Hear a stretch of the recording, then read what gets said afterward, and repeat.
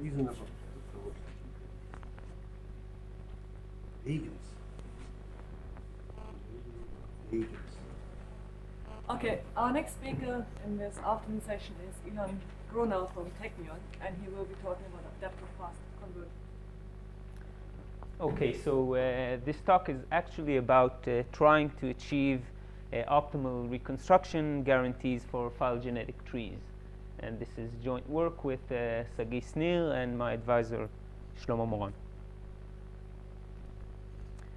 So phylogenetic reconstruction, I guess we already know what we're talking about here. We try to figure out the true tree of evolution by observing sequences extracted from the leaves of that tree, and we assume these sequences are all of some given length k. And what we want to do is design algorithms which guarantee as accurate reconstruction as possible from our input. So how do we measure accuracy? There are many ways. We're going to simply consider a false negative and false positive count. For instance, in this example, we have two false negatives. These are these red edges and one false positive here. So that, in a sense, you can say that this edge which we miss, we replace by this false positive, and this other false negative, we simply contract into this high degree vertex because we don't know what happens there. And what we want is to minimize the number of false positives and false negatives. So what one can say is that, in a sense, some false negatives are unavoidable by practically any algorithm. And you can see it in this example. If my sequences are too short, then we may not be able to detect some very short edges in our tree simply because there is not enough evidence in a short edge. Short edge means that not a lot of evolution happened there, and by the time we get to the leaves, we may not be able to detect it at all, especially if we use very short, very few number of samples. So the sequence length k actually kind of implies a weight threshold below which we don't expect to be able to reconstruct anything. So some edges are practically too short to be able to reconstruct from our input sequence length. And the question really, the algorithmic question here is, what can we say about the edges that can be reconstructed, at least by this virtual information theoretic threshold? So it's natural to consider fast converging algorithms, and Tandy discussed this a bit, simply because these are very efficient algorithms in terms of data. They really are able to extract a lot of data from very short sequences. And actually what they guarantee is that if all the tree can be reconstructed, if we do have enough information, if our sequences are long enough so that we have enough information to get to all the edges, then we will do it. So we allow reconstruction of the entire tree from as short as possible sequences. That's the goal behind fast convergence. The problem, the one thing that fast convergence doesn't deal with, is what if we have now a sequence length which is too short to reconstruct several of the edges of the tree. And the thing is that fast converging algorithms don't give a good answer to this question, because in a sense they simply give up once they either they don't detect this case, or they detect this case and say, well, I don't have enough information to reconstruct the entire tree, and my goal is, in a sense, to reconstruct everything. So there is a slight exception to this case, and these are the fast converging algorithms which follow the forest reconstruction approach. And what these algorithms do, have this animation which kind of demonstrates this. They reconstruct the tree from the leaves going inwards, and then they get stuck at a certain point when they reach an edge which is simply too deep to reconstruct. So it's not only short edges which are a problem, it's actually also deep edges which have not a lot of evidence in the leaves, and once they get to an edge that they can't reconstruct, they simply stop and don't proceed with this, with connecting these trees. So you may end up with a forest of a couple of trees, which does describe the evolution of the shallow part of the tree. So this is a good approach because it does allow to return a partial reconstruction. The problem is demonstrated by this example. If we have some very short edges which are shallow in the tree, then these forced reconstruction algorithms get stuck very early on, and they don't even, in a sense, they don't even look in deeper in the tree to see if there are maybe edges that are long enough deeper to be able to reconstruct. And this is what we're going to try to deal with. So none of these algorithms, even you can look at this scenario, you can take a tree which can be reconstructed by your input and just shrink one edge, and you can, most of these algorithms you can see that will not be able to deal with that very well, even if one edge is very, very short or few edges.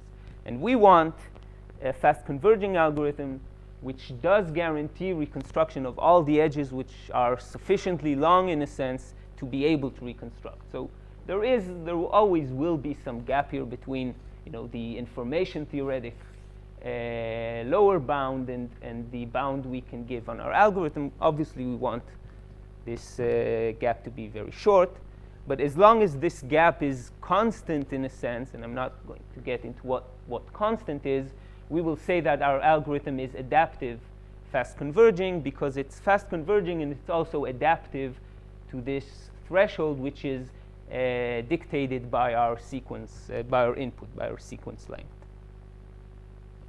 So what I'll try to do in the remaining time is try to kind of give an idea how we do this. So we chose the incremental approach. I'm going to demonstrate a classic incremental algorithm here. So we start with 3 taxa connected by a very simple tree like this. And in every iteration, all we have to do is try to figure out where to attach a different taxon. So for instance, here we want to see where to attach D. We simply ask all the other vertices that are already in the tree where to attach D. And you can see the leaves don't give us any information because they only point inwards. What's interesting is what the internal vertices say, and now we know we need to attach D there to that edge. And we continue, we ask, we consider the next taxon, we ask the vertices, they direct us to that edge there, and we attach E, do the same with F. So in every step we try to figure out which edge to attach the taxon at hand, and when we finish with all the taxa, we get an unrooted version of our phylogenetic tree, which is binary. If you root it, you can see it's a binary tree. So all this is nice if we know how to answer these directional queries. And how we do that, we simply use quartets, which is a very common approach. So I'll demonstrate how that is done. If we want to ask this vertex where to put G, we simply we take G and choose 3 other taxa, 1 in every direction with respect to that vertex. So we ask how the quartet looks in the tree, and by the neighbor of G, which is A here, we know that G has to be in that direction. So this is a very simple approach, nothing new yet. Now, okay, so it's very simple and elegant and also very efficient in time. You can do this with a quadratic number of queries and get your tree. So where the problem lies is that if you have very short edges in your tree, you may not be able to get a good, reliable answer on every quartet. If the edge here is too short, then we may get a wrong answer on a quartet. And the wrong answer in the quartet means we get a wrong direction, which means we will insert now G in the wrong place in the tree. So from now, we're going to have to drag at least one false negative. But what will be more problematic are the false positives, because even one false positive at the beginning of the algorithm, such false positive can cascade and lead to many other errors later on. So the problem is the incremental approach is very nice, but it doesn't tolerate any false positives if you want to allow some short edges. So what we have to do, in a sense, is take this classic approach and make sure not to make any false positives. So how we do this? So first we have to change our basic building block, our quartet oracle, because if we want to make sure we don't make any false positives, we have to make sure we're never wrong on a quartet, because that's what leads to false positives. So how do we do this? We simply use a smarter quartet oracle, which is something also used in this forest reconstruction algorithm, which makes sure not to return a quartet if it's not confident enough. So we allow it to return fail if it's not confident enough, and but of course it has to return quartet sometimes, or else we have no information. So this quartet oracle guarantees to return the right quartet if it's short enough and if it has good enough separation. So the amount of separation that guarantees us to return a quartet, this will be the lower bound on the edges that we guarantee reconstruction. This will be our unknown epsilon, above which we reconstruct everything. So it all boils down to quartets. But still, it's not enough just to do it on quartets. We have to see how this adapts in the reconstruction algorithm.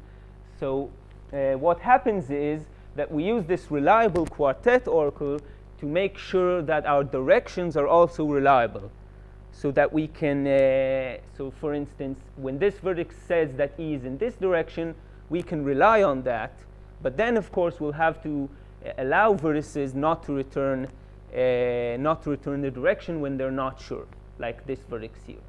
So what do we do in this case? We don't know which edge to attach E to, because as you can see here, E can be attached to any of these three edges, because this vertex doesn't give us an answer. So what we do, okay, in this case, I kind of gave it up. If we have only one internal vertex in our insertion zone, which is this subtree defined by these arrows pointing in, if we have only one internal vertex, we simply attach E to that vertex there. And why does that make sense? E could have been attached, say, to that edge. But then what we do by attaching E to the internal vertex, we implicitly contract this edge, which is supposed to be short. If this vertex didn't give an answer, then that edge we know is supposed to be short. So what we did is contract the short edge, and so we didn't add any false positives, and we only gave up a short edge, which we're allowed to give up. Now when we do the same for F, we get a simple scenario where we have our insertion zone is one edge, and we know we can attach F there.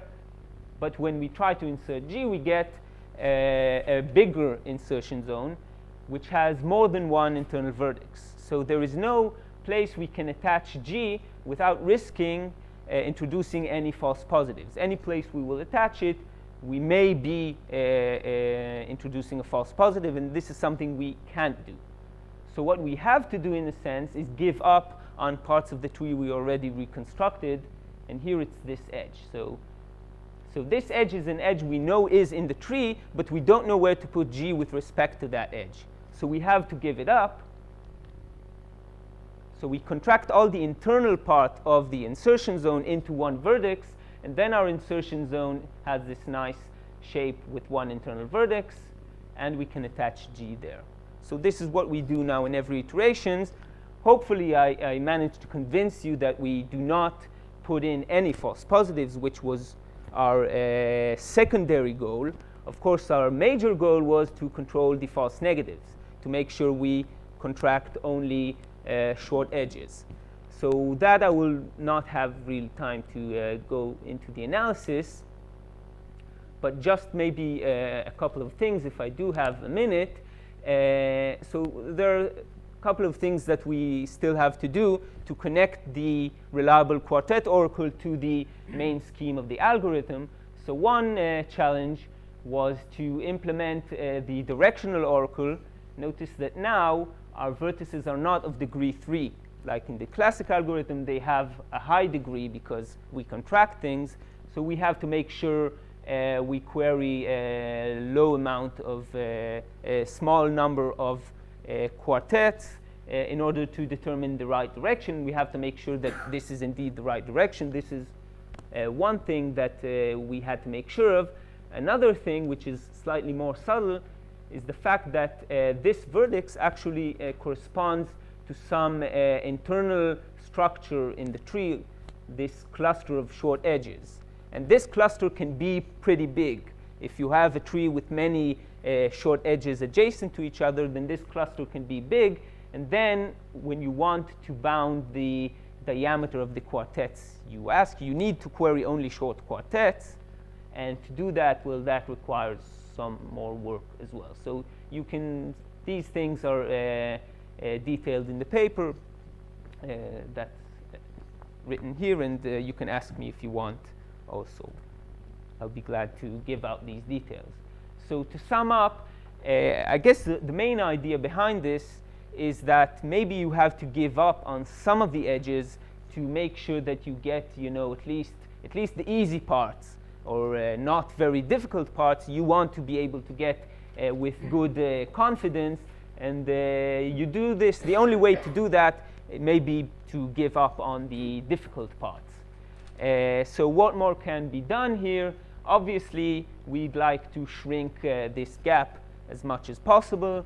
So this can be done by making sure to query, as short as possible quartets.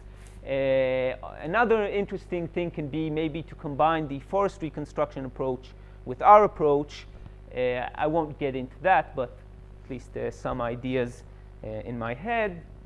And the final two issues are maybe more practical and heuristical. We really want to squeeze as much edges as we can, from the tree. And so we may be able to get some of these edges without being able to guarantee, but maybe, an educated guess on the short edges is something that we also want. So this can be done using, better heuristics throughout the algorithm. And this is something we'd like to check as well. So I'd like to thank you for your time.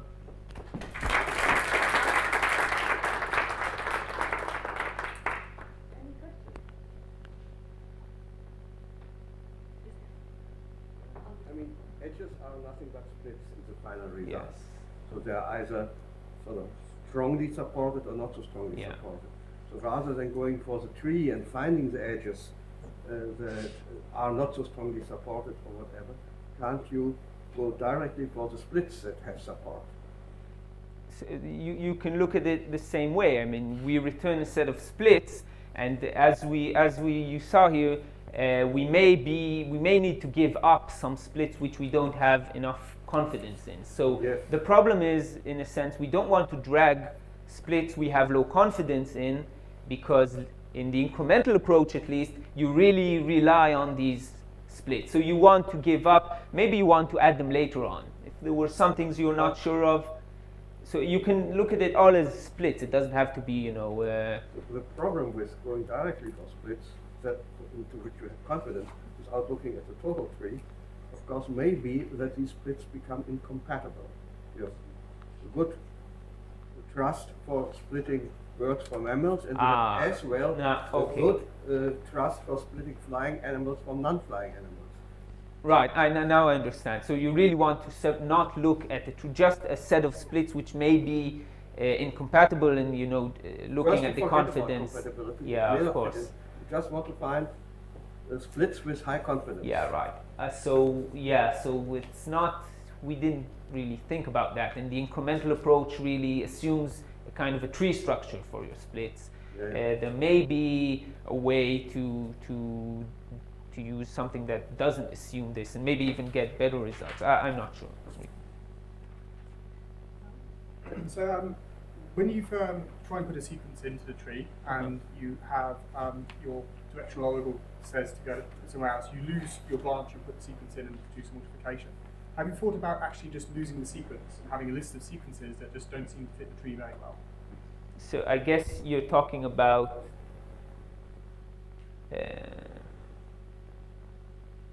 right. Talking about here when I inserted the last one, right? Yes.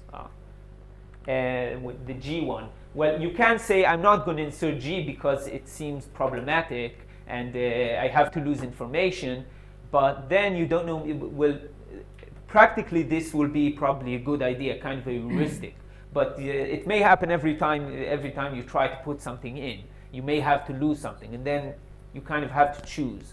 So it's, again, one of the heuristics I thought about was kind of to play with this, to make sure you don't lose a lot of information along the way. The thing is that this edge can be, the edge that you lose can be a very short edge that you got just by chance. And you don't have a way to put all your species on one side or on the other.